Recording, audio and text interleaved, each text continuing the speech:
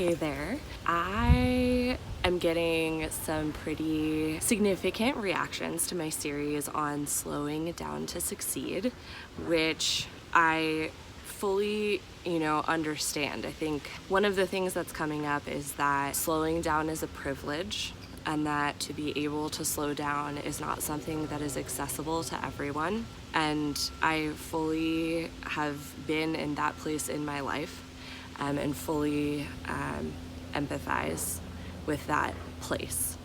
However, I do believe that slowing down is not a privilege, but a right.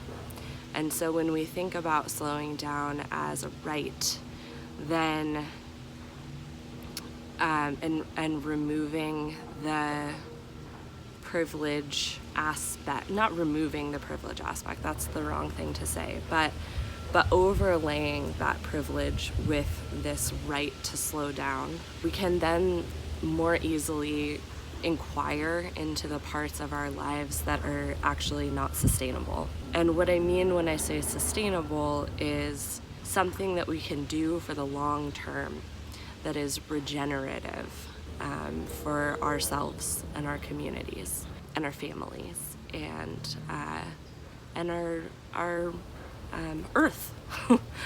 I thought I'd bring you into my garden today because these roses are pretty gorgeous, and I wanted for you guys to be able to see them.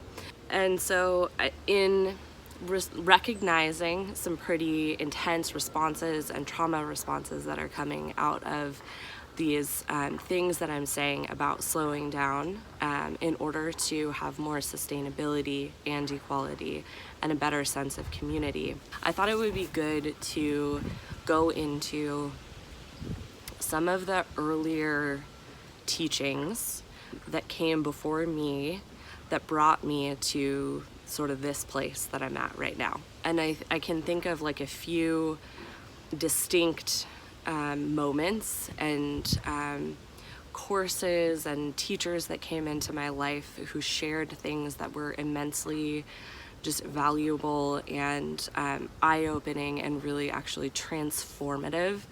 And one of those people is Monica Sharma.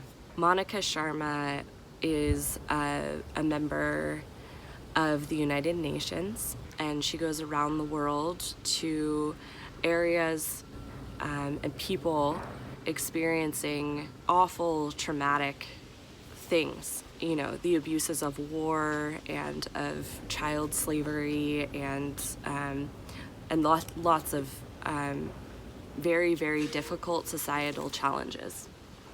And she goes into these places and she helps the people there of differing sides to find common ground from which to work from and common values from which to work from in addressing these predicaments that we find ourselves in.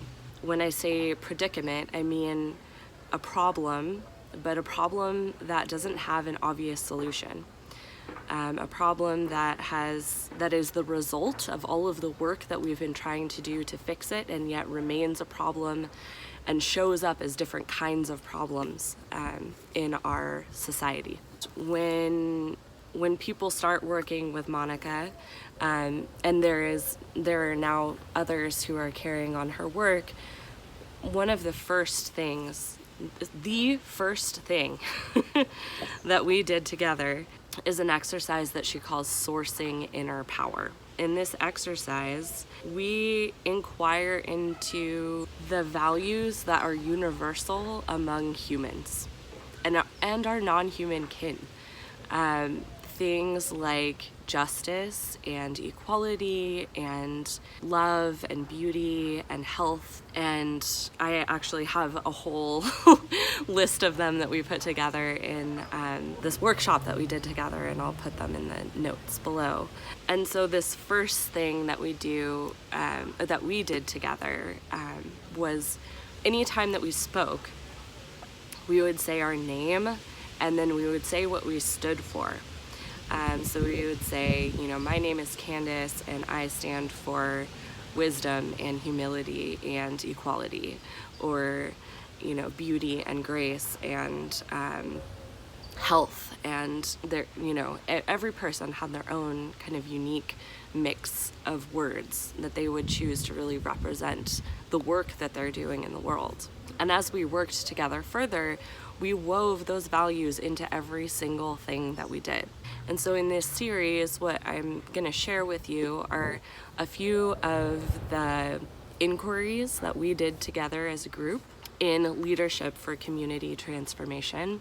At the end of this series, I'll bring you around to how we integrated that work into the work that we are doing on our own projects. It may get a little wild in the middle and may seem like things are a little bit disjointed, but just know that it's all going to come together in the end. Kind of like how when you work on any project, it gets kind of weird in the middle, but it all comes together in the end.